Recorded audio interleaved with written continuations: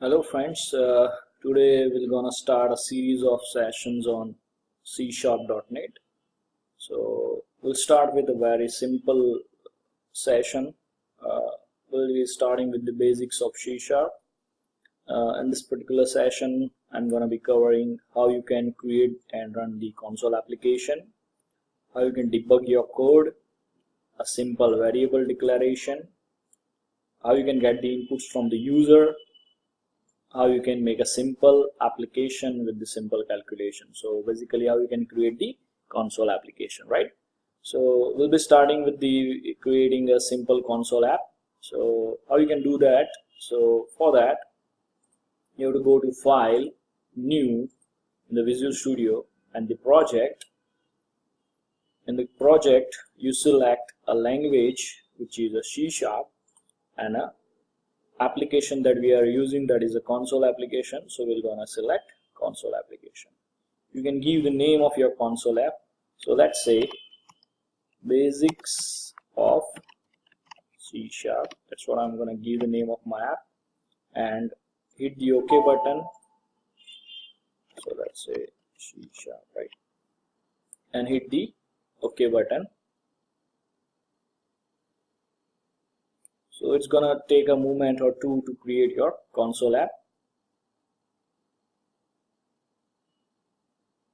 Okay, so this is the console app.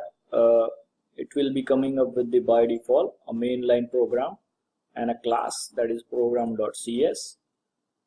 These are the namespaces by default available with the simple console.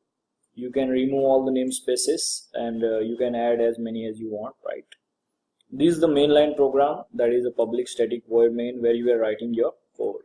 Like in a C language we are having void main. In the Java we are having public static void main. Same way in the C# we are having void main. So that is your mainline program. So let's get started. I'm gonna start with the simple hello world. So you can, if you want to write something on the screen, you simply write console.writeLine, and in the double quotes you simply mention hello world or any message that you want to give, right? And will hit the play button. This is how you can run your console app.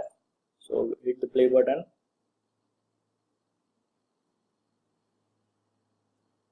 So if you can see, we have got the output, but it was not available for us for a longer time. So if you want to stick the output screen, so let's say for that you need to write down console.readLine. That's what we are writing in the C language. Like suppose we are writing getch, so here you need to write down console.readLine. So what it's gonna do is it will stick your screen until you hit the any other key from the keyboard. So let's try it now. So if you can see, we have the output, that is an hello world, right? So we are hitting the enter key.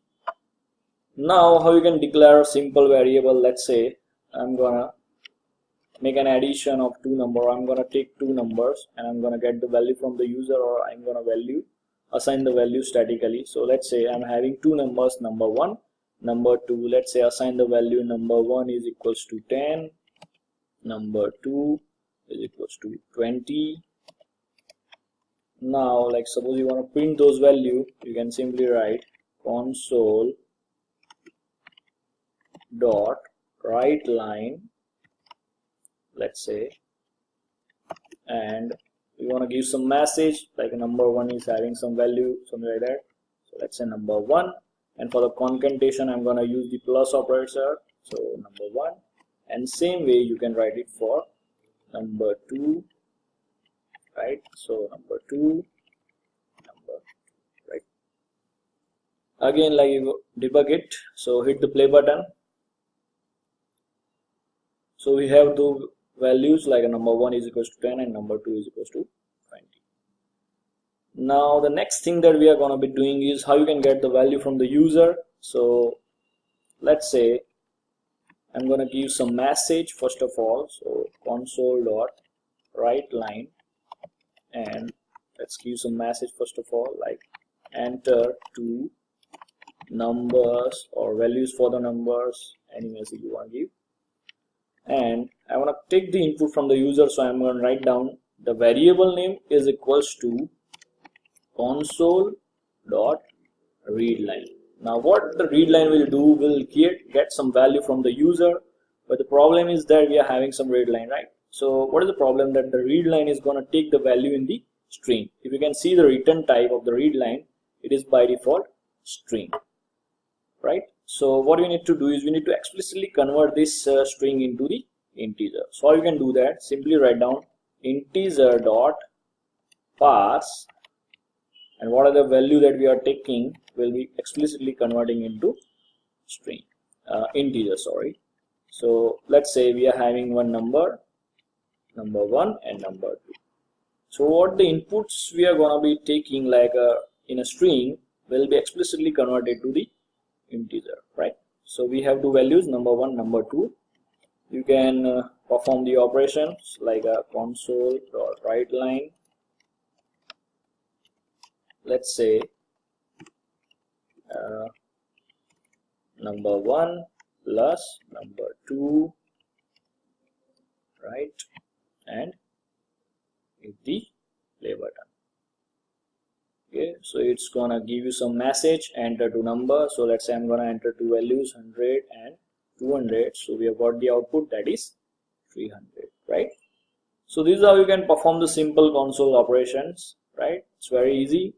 Like you want to go for the double number, then you simply write down double dot parse, float, then float dot parse. So it's quite easy. In this series of next lecture we're going to be discussing about more on the control statement and the loops, how you can use arrays.